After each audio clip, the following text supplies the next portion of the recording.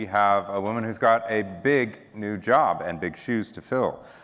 Nicola Mendelsohn, who is the VP of Global Business Group for Meta. So please join me in welcoming her to the Signal stage. Hi. Hello. Hello. You can go here. Thank you. Thanks for coming. Thank you for having me, and thank you for having all my friends here as well. That's been wonderful to see Oh, well, them all, yes. all the Did you have an alumni association meeting over there? Yeah.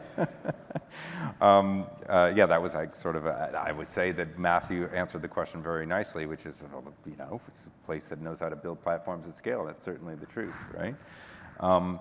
But let's start with, you know, with the change from Facebook to Meta. That was quite an announcement. You know, I think people buzzed about it for a month afterwards. And of course, here I am asking you, you know, 9 months later, you know, just tell us exactly the why of it. You know, because Facebook is, you know, obviously the brand's not gone away, still the Facebook app. But what's the why of that significant change? What is the signaling there? Okay, so just before, I just wanted to say how excited I am to be here with all of you today. You know, I grew up in the north of England in Manchester, and I grew up with all the products every day in my life that were your products that you made. And so to be here at the Mecca of products, well, doesn't get any better, right? Doesn't get any better. So thank you for having me. But you asked me the question about the name change. It's a pretty simple one in many ways, which is, as a company, we were founded 17 years ago. And we did start off as just Facebook, but we grew into a whole family of apps and services. So Facebook and Instagram and Messenger and WhatsApp and Quest and all these different products. And so there was a lot of confusion when it came to the company name and the individual brands as well. And so that was one part. And then the other part was to really show the direction of travel that we're going in as a company now, and, you know, setting out the stall as to where the future's going. And we believe that the next iteration of the internet is going to be the metaverse, and we want to be one of the companies that sets out to want to build that. Now, we're not going to be the only ones. Right. Many other companies are going to be doing that, but calling ourselves Meta gives a pretty big clue as to where we think things are going. Well, it's almost as if, you know, AOL changed its name in 1994 to Internet. You know what I mean? Which maybe Steve Case should have done, come to think of it. You know, but it was a pretty resounding, holy cow. That was a big statement. And I'm curious, you know, from the point of view of a brand marketer, when they think about doing business with Meta, is it also meant a shift in how you think about servicing clients? About, because your role is across all the divisions now, and thinking about integrating all of that. Is that part of the shift as well? So I think some things stay the same, in as much as the way that I think about my role and what we're doing is very much about working with our partners to really understand what are the opportunities they're looking for, what are the business challenges that they have, and then how the platform and the products that we have can help them get the best return, help them get the growth that they're looking for. Right. Whether it's on the things that we're doing today and making sure we're optimizing on, you know, I call it the brilliant basics, make sure we're doing those, but also setting up the stall as to what's coming along in the pipeline, and then actually looking for the, you know, the further into the future as well. Right. And this vision of the metaverse that we have, I kind of feel sad that I didn't bring a sizzle reel. Everyone was bringing sizzle reels, so apologies that I didn't. I know you guys do good sizzle. We can send one in postscript after. But then also being very clear about where things are going in the future, so that, you know, that our partners can be building and be ready for those as well. So I think education, I think, is a really important part, and I guess that's what this whole thing has been about, going back over a decade, to be able to make sure that this company is, as it always has been, is at the forefront of whatever new innovation is coming out, any new technology, any new medium. And yeah, the job of me and my team is to make sure that we keep you abreast and keep at the forefront of that. And you are, and you are. Well, let me ask you the question I asked Matthew, and if your answer is the same that he said, that's just fine. That would actually be great if the answer were the same, which is, how do you define the metaverse? Okay, so don't you hate it when people do quite strongly agree with no, one another? Actually, do you like it? I don't at all, because otherwise it gets confusing. So the way that we're thinking about it is the natural progression of where the internet's going. And we see that about every 10, 15 years as a big shift, right? We had desktop, we've got mobile, and we're going to have the metaverse. As I said, it's not going to be built by one company. It's going to be built by different companies, tech companies, individual creators, businesses, brands are going to build on top together. Right. And I think that's very exciting. But I think the core difference here, and I think this part is really important from a marketing perspective, is that it's going to feel much more immersive. It will be a place where you can go and you'll be surrounded by more experiences that really dazzle your senses in different ways. That feeling of connection, that feeling of moving around and hearing sounds in different ways. We did a whole thing in Cannes about the importance of sound. And we asked a question, what's more important, visuals or sound? Everybody said visual. Right. And then we played a little film. And the film had in it a, not so great visual and beautiful sound, and perfect visual, not great sound. And I promise you, everybody went the one with the sound. That's the thing that's the most important. You've just warmed the heart of every sound engineer in the world. Yeah, well, they got jobs. But Julia said at the beginning, didn't she, that there's going to be jobs that we can't imagine are going to be created, and that's certainly going to be the case with this. So having to start thinking from a marketing perspective about, well, how do I stimulate the different senses in different ways when I've only been used to a 2D experience? Now that I'm going to be thinking more in 3D and immersion, what new skills do we need to create and learn from? Yeah, and I want to ask you, this isn't an elephant in the room question at all. It's maybe a... I'm waiting for that one. It's coming, right? Well, I mean, if it weren't for TikTok, it would be. But, they sort of crowded out the other elephant. But I will say that it must be nice not to be the focus of, what can be a pretty relentless press. And Facebook, nay Meta, has been the focus of a lot of press attention for many years. And that's, relentless stuff like that can, get in the way, I imagine, of regular business. The tech policy stuff, a lot of sitting Congress people who like to talk about your company and others. Do you feel like the company has been fairly treated, particularly by those on Capitol Hill in the United States? John, I don't know if any company feels fairly treated when you're in the eye of the storm, right? Yeah. But I think there's a bigger, more important point here in terms of what you're talking about, which we've seen extraordinary advances in technology over the last 20, 25 years, and the pace of regulation hasn't caught up in the same way. And we see with all new technologies, you have a honeymoon period, then you have a reality moment where people question, and then you kind of learn how, what it works within society. And I think we're in that place now. As a company, we've spoken for a long time about the need for more regulation. We welcome it. We think it's a good thing. We're certainly seeing more regulation happening in other parts of the world than the US. Right. I think, Europe has been really at the forefront of a lot of the changes. I think it's a good thing. Yeah. And I think it's an important thing also as we're starting to think about what it could look like in the metaverse, is to take the lessons from last time and really get ahead of it this time.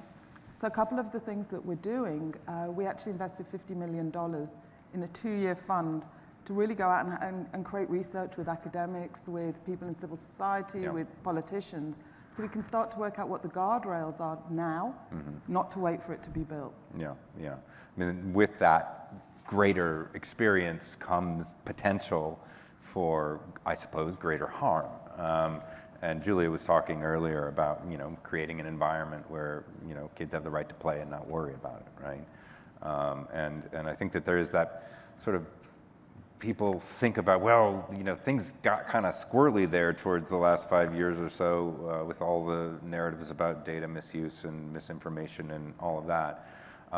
Why should I trust the metaverse? If that's the next thing, it needs to be secured first, right? So I'm glad you're working on that. But I want to sort of pivot to a little bit, just a tiny bit more about the metaverse.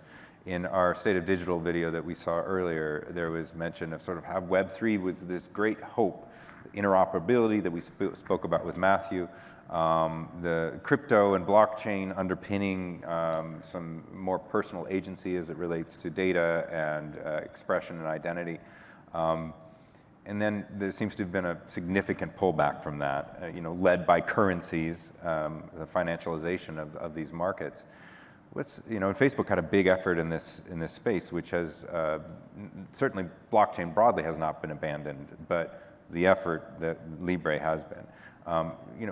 how should this audience think about Facebook's role in blockchain, crypto? That was a big part of your message to the market over the past couple of years, including Adam Mosseri from Instagram, who is, I pay attention to everything he says in the space because I think he's very smart and he processes a lot of it. So is Web3 over? Is crypto and blockchain over? Or are we in one of those sort of, moments of give and take that happen often in technology cycles? Yeah, so I don't think it's over. And I think there can be confusion sometimes between the metaverse and Web3 and what it actually means. And so it's probably worth clarifying yes, a bit of absolutely. that. Please do. Helpful. Please do. Is that helpful? We have 9 minutes, yes. Okay. So where we are now, if you look at Web 1.0, that was very much about sort of static websites where you couldn't do much with it. You sort of just read it. And then you went into Web 2, which was more about you could get engaged, people could upload, read and write. And now we're in the world of the potential that we see for the metaverse where you can read, write, and own. And the things that you're describing, crypto, the blockchain, they're the things that are going to underpin the metaverse. So do I think they're over? No, I don't think it's over. I think we're still right at the very beginning of this. And I think this is important when we come to thinking about marketing, because the ability to be able to create things, that a place where a person can have a much deeper immersion, spend many, many minutes, perhaps even longer with a brand in different ways, then to be able to take things that, and we believe in an open and an interoperable, as Matthew was saying, as to how we see the vision of this thing working, if we can all work the technologies together and the agreements going forward as well. We're really all in on that's how it should be. There was a great example recently from Mini, who created the Miniverse. The car. The car Mini. Okay, just making sure. Yeah, no, that's good to check. Yeah. And the issue that they have, it's a challenging issue, which is that they can't make enough cars at the moment with some of the challenges that are going on. The supply chain. Indeed. And so, but they want to create still the excitement for their audience, their future potential car customers. So they built the Miniverse. And there's a few clues in there what I think are really interesting about how they've done it. So they're working with creators, and creators are going to be the building blocks also of the metaverse as we see it. So what you can do is you can go and you can wear a driving suit, and they work with fashion influencers, creators to design lots of different versions. They also work with car creators to create different customized cars, so you can do that. And my favorite one is that they also work with physicist creators. Because in the metaverse, you don't have to do things like in the real world. So the Mini that you can drive can do a loop-the-loop and can drive up walls, but they wanted it to be as accurately as it could be if you were able, from a physics perspective, to be able to do that. Then you can go in, you can have these different drives with friends or people that you just meet hanging out there. I think that gives a lot of clues as the sorts of things that perhaps other brands might do in the future as well. Right. It seems like the cars are leading in the. I know. I was it's the Ferraris, the Minis, and then in Legoland it's the Lamborghinis. Okay. Well, I can give you the Fenderverse, the Stratoverse from Fender, where you can go and play kind of air guitar and hang out and strum away with others. Well, that sounds fun. I want to ask you just the question I asked Matthew. I'll ask you, and then we'll move past Web3 and the metaverse and get on to advertising for a minute. But I'm curious, the interoperability thing. You're kind of singing my tune here, because this is something that I care deeply about. And I've written about. I teach a course about this at Columbia. I think it's fundamental to the internet, but the business models of the internet have sort of consolidated. Now, I'm not blaming Meta or Google or Apple or Amazon much, but I would say that that's what happened. Is that I still am a social pariah because my texts come from a Google phone and all of my friends have iPhones. And that just shouldn't. I mean, maybe there's a reason for that beyond technology, but one of those people is my wife. And it's because they don't want to interoperate, because they want to push people towards one phone or the other, right? It is a business reality. And so the philosophy underpinning this move towards Meta, big M, and the metaverse, small m, is pretty contrary to the business models you have operating right now. Do you have conversations about that at the executive level? Yeah, we do. By the way, your wife needs to get out her Oculus Quest. You were talking about that earlier. I like that you bought it up for Christmas. But she needs to go and check out Beat Saber, Keep Fit, and National Geographic. Will you promise me you'll do that? I promise you. She's actually watching, okay. And she just heard you say that. Okay, so please, wherever you're watching, I'm going to ask you what you thought of that. So to your question, yeah, all technologies give power to people. There's no question. Going right back to the printing press, when we were able to do that, it gave power to people. And I think Web 2 did get consolidated again within some big tech players and platforms, etc. I don't think it's going to be like that with the metaverse and Web 3. And we're already seeing that with the rise of what we're seeing with the digital economy, and especially with creators. And that's why I think it's important to think about it as read, write, and own. Yeah. And from our perspective as a business, making sure we're equipping creators to be able to monetize out of this. And so that's why you see us doing things like NFTs, so that they can actually, in subscriptions. Yeah, and, just fan rolled that pages out on Instagram. Yeah, so all these things actually give power to the creators so that they are in charge of their content, they're in charge of their data, and they're in charge also of the monetization of it and the fact that they'll be able to move it around. Yeah. That's the vision that we see for this. Yeah. Well, I think it's pretty remarkable where we've gotten over 15 minutes into this conversation. I haven't even brought up advertising. Let's do that then. Well, I mean, why not? I love advertising. I love marketing. I love the data piece of it in particular. And I'm curious, a hot topic of conversation over the past year or 18 months has been the cookieless future, right? Apple is making a lot of hay over, how they are the privacy-first company. And it really has been Apple driving a lot of this with their policies on their platform. What's your answer to that? There was a lot of concern on Wall Street that was going to impact Meta's earnings because people used the cross-platform cookies to identify and reach audiences and understand that and bring that data back onto Facebook and have a profitable return on advertising spend. So what's your counsel to the audience as it relates to the world where there were no more cookies? Yeah. So what this is at the heart is, do you believe in personalized marketing at scale? And the answer is we do. Right. And we do because it's good for business, because businesses can find people with new products, new experiences, etc. And it's good for people because they're not having to see content that's not right for them and they don't want to see. That's a fundamental difference that we have when it comes to Apple. And do we think that they did this because they believe in? No, we think they did this to put profit on their bottom line, and that's been pretty clear and proven out. Now, that said, what we see is that there is a movement at the same time to people wanting to have less data being out there. And so we're rebuilding our platform in a privacy-enhanced way so that we can do more with less data going forwards. And at the same time, we're continuing to innovate and coming up with new formats to be able to connect and do that. We see the rise of business messaging. Yeah. And we often see that behaviors start organically with people first. So people are enjoying the fact that they can communicate directly to a business through a messaging thread, be it on WhatsApp, be it on Instagram, or be it on Messenger. And so we're putting more weight behind that. Yeah. There's over 1 billion messages a week that already go between a business and a person. So that's pretty extraordinary in terms of that. Sounds like an interesting new channel that we might need to do a whole session on next year. Well, I'm up for that if you are. No, I find that channel fascinating and worthy of more conversation. I have one last question for you, though. Go for it. And we had TikTok here, right? And Instagram Reels is taking off, and Blake acknowledged that. But I just want to ask you this question on behalf of the audience, which is, you're at scale, you've got a big platform, large percentage of almost every major marketer's budget. Why shouldn't they move part of that budget to TikTok? So Blake was very generous, and Blake and I are old friends, and I will be generous back. Look, there's a lot of competition in the advertising space, and there always has been. I am loving Reels. Reels is one of our fastest growing products that we have ever seen, and there is a shift happening in the industry with people wanting to connect with short form videos.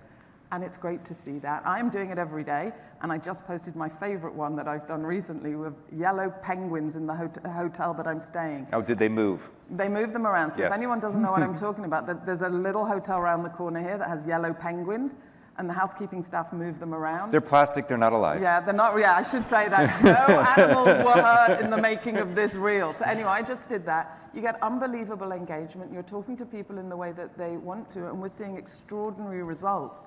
The thing that we're always focused on at Meta is, are we the people that can give you the very best results for the, the dollars, the pounds, whatever it is that you're spending with us. And I want the answer to be yes, yes, yes. Yeah. That's the reason why. And whether it's on Reels, whether it's on stories, whether it's on business messaging, and whether it's the stuff that we do going forwards, that's what we want to be able to do, that you'll tell us back that we're your best partner for growth. Well, thank you for coming to the Signal stage, Nicola. I really appreciate it. Thank you, Please John. join me in thanking her. Thank you. All right. Thank you.